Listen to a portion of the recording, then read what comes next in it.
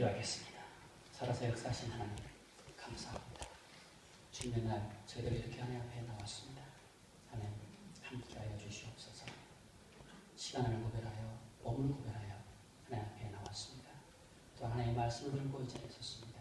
하나님 주의 마음과 주의 생각과 주의 의지를 온전히 역사해 주시고 하나님의 말씀만 태어나고 내려갈 수 있도록 저희 모든 것들을 다 역사하여 주시옵소서. 저희를 구원하신 예수 그리스도의 이름으로 기도드립니다. 아멘.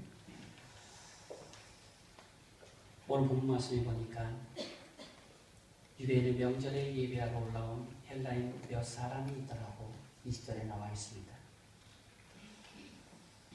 도대체 예루살렘에 가서 이 사람들은 왜 이 예배를 하려고 했을까요?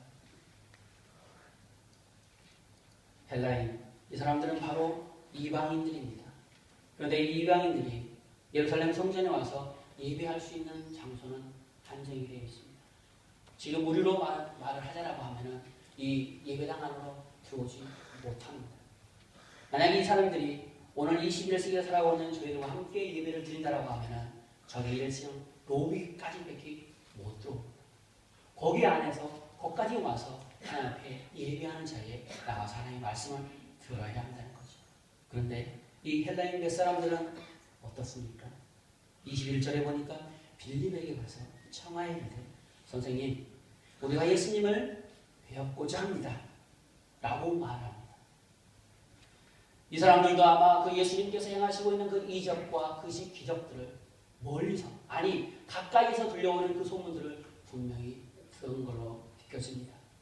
그렇기 때문에 그 예수님이 도대체 어떠한 사람인지 궁금해서 했는지 아니면 그 예수님을 꼭 만나 뵙고 물어볼 말이 있는지 그건 모르겠지만 아무튼 예수님을 뵙고자 합니다. 그래서 이 빌립은 안드레에게 가서 말하고 또한 안드레는 그 빌립과 함께 예수님 앞으로 나아갑니다. 그런데 이게 웬일입니까? 예수님께서는 이 헬라인 몇 사람이 예수님을 만나보고자 하는 그 말씀을 듣고 이러한 대답을 합니다. 23절에 보니까 이렇게 말하고 있습니다. 인자가 영광을 얻을 때가 왔도다. 우리 보통 사람들이 생각하기로는 도저히 이해할 수 없는 말을 지금 예수님께서는 하고 계십니다. 아마도 우리 같으면 이렇게 대답을 했을 겁니다. 누구? 헬라에서 온 사람들 몇 명? 왜? 그래? 그러면 이렇게 안으로 데리고 와. 라고 하면서 그 사람들을 직접 만나 보았을 겁니다. 그런데 예수님은 영광 얻을 때가 왔다라고 합니다. 아마도 예수님께서는 또한 그 말을 24절에 이렇게 말하고 있습니다. 내가 진실로 진실로 너희에게 이르노니 한 알의 밀이 땅에 떨어져 죽지 아니하면 한 알 그대로 있고 죽으면 많은 열매를 맺느니라라고 말하고 있습니다. 우리는 이해할 수 없는 얘기들을 계속해서 말씀하고 있습니다. 예수님의 뜻은 바로 그겁니다. 이제 나를 모르고 저기 나갔던 이방인 헬라인 사람들까지도 나를 만나러 오는구나. 이제는 내가 더 이상 그 무리들을 멀리하지 않고 하나님의 나라와 하나님께서 역사하시는 그 뜻을 이제는 밝히 드러낼 때가 왔다라고 하는 그런 뜻을 이렇게 24절에 암시적으로 말해주고 있습니다. 그도 그럴 것이 예수님께서는 무리들과 항상 거리를 두고 생활했습니다. 우리는 잘 알고 있습니다. 놀라운 기적과 이적들을 행하고 나서 예수님이 어떠한 행동을 했는지 그 들판에서 오병이의 기적을 보고 나서 그 백성들과 함께 그 자리에 머물러 있지 않았습니다. 조용하고 한적한 곳으로 가서 예수님께서는 또한 하나님과 기도의 자리로 나아갔던 겁니다. 죽은 나사로를 살리고 나서도 또한 예수님은 그러한 행동들을 행하였습니다. 더 나아가서 그 예수님의 친 가족들도 또한 형제들도 이렇게 말한 것을 들 수 있습니다. 사람들이 많은 곳에 가서 진정 너의 그 뜻과 너의 그 힘과 너의 그 능력을 이제 나타내야 되지 않니? 라고 그렇게 예수님을 옆에서 부추기는 그러한 경우들 또한 있었습니다. 그러나 예수님께서는 아직 자기의 그 뜻, 자기의 그 때를 드러낼 때가 아니다라고 표현하면서 조용히 한적한 곳으로 가곤 했습니다. 그러나 오늘 이 본 말씀 24절에 보니까 이제는 그 하나님의 그 뜻을 나타내야 될 때라고 말합니다. 그런데 우리는 더 이상 그 뜻을 나타내야 될 때라고 하면 자기를 따라오고 있는 그 사람들을 한 곳으로 모아서 자기를 추종하고 있는 그 사람들을 한 곳으로 모아서 그 뜻을 드러내야 될 때라고 기억을 하지만 예수님께서는 그렇게 우리의 뜻과 다른 방법으로 드러내시기를 원하시고 계십니다. 바로 하나의 밀이 땅에 떨어져서 그 떨어진 그 밀이 썩어서 많은 열매를 맺는다라고 하면서 자기의 뜻이 바로 이것이다라고 저희들에게 말씀하고 있습니다. 도대체 그 하나의 밀이란 게 무엇일까요? 바로 예수님께서 십자가에서 못 박혀 돌아가신 그것을 암시하고 계시는 겁니다. 그런데 우리는 그 십자가에 못 박혀 돌아가신 그 예수님이 그것으로 끝나는 것만, 그것으로 영영 끝을 맺는 곳으로만 우리는 기억하고 있는데 그것이 아니라는 겁니다. 무엇이냐면 바로 이겁니다.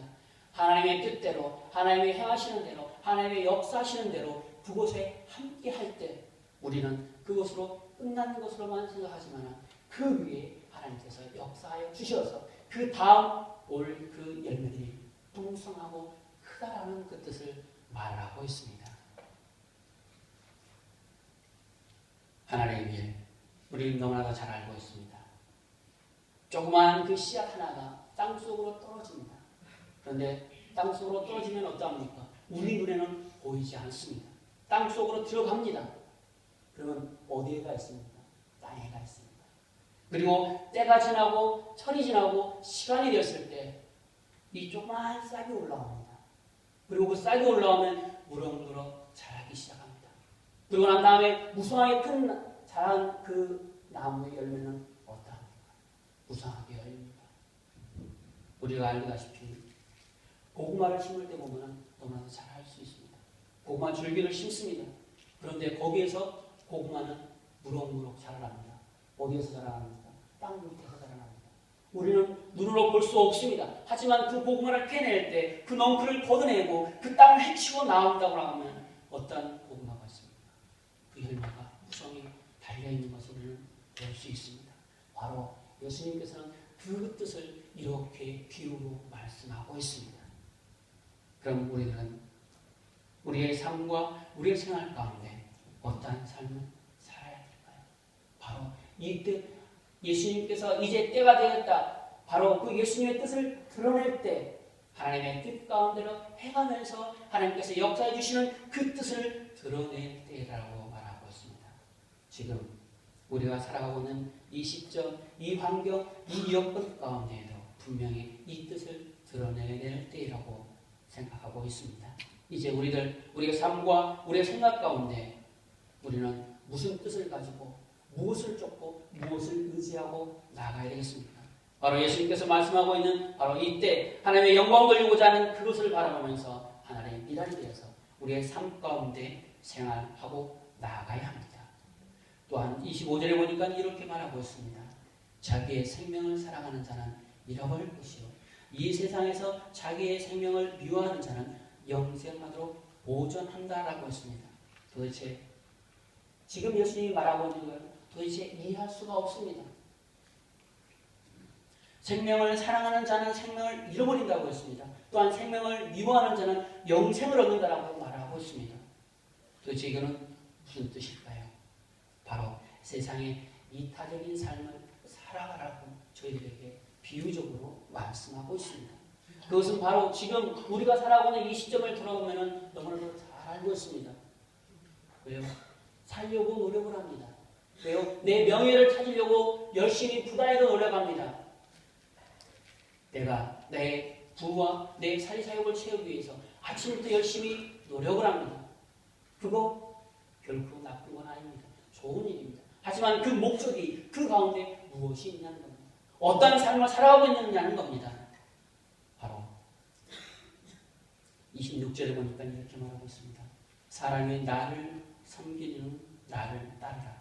나 있는 곳에 나를 섬기는 자도 거기 있으니 사람이 나를 섬기면 내 아버지께서 그를 귀히 여기신다라고 했습니다. 바로 우리가 예수님을 따라가고 내 생명을 잃어버리고 아니 예수님을 따라가면서 내 생명조차도 내어놓는다는 그 삶 살아갈 때 하나님께서 그 사람을 귀히 귀히 여기신다라는 소리입니다. 바로 세상 사람들과 살아가면서 동일한 삶이 아닌 하나님을 바라보고 예수님을 의지하고 나아가는 그 삶, 생명조차도 내어 맡기고 생명조차도 그 예수님 앞에 하나님 앞에 바뀐 그 삶을 살아가는 그것들을 우리에게 지금 말해주고 있는 겁니다.